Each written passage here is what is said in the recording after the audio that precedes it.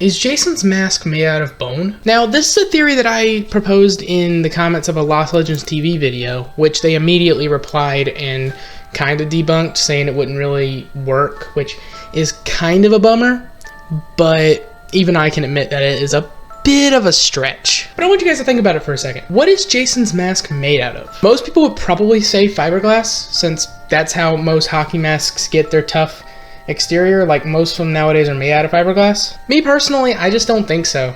Well, maybe like part 1 to part 8, but like every film after that, I don't think so. Let's go through each one of those films real quick, starting with Jason Goes to Hell. Listen, as weird as that movie is, I kind of like it. I think it's a good movie. Now, the mask at the beginning of the movie could have been the same one from Jason Takes Manhattan. I mean, we did see a melted version of the mask briefly towards the end of that movie, but I don't think so for the mask at the end. Here are the reasons why. First off, the mask at the beginning has a very chrome-like texture, which could be the result of the toxic waste in Jason Takes Manhattan. The mask towards the end of the movie really doesn't have that. It has more of a bone-like texture.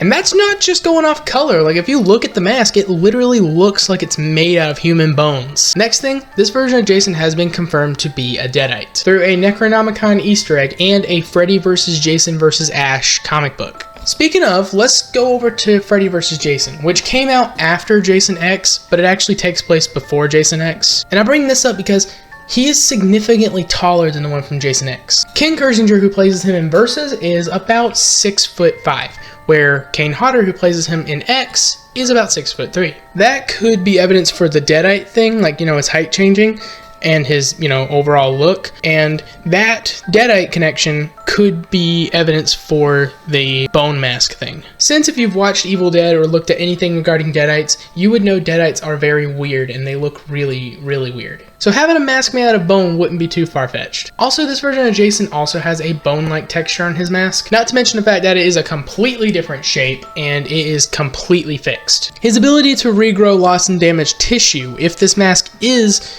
made out of bone, this could have been the result of that. Then in Jason X, it goes back to how it looked in part 7, just a little bit more angular for some reason. Again, with a bone texture. So through the Deadite connection, the ability to regrow tissue, the bone-like texture of the mask, the different mask looks from Jason Goes to Hell, the different heights and looks of Jason, the different looks of the masks, and literally everything else that was said in this video, I think it's pretty cut and dry. Jason Voorhees' mask, after he was reborn in Jason Goes to Hell, is made out of bone. But as MatPat said, it's just a theory. And all theories need to be discussed. So let me know what you guys think.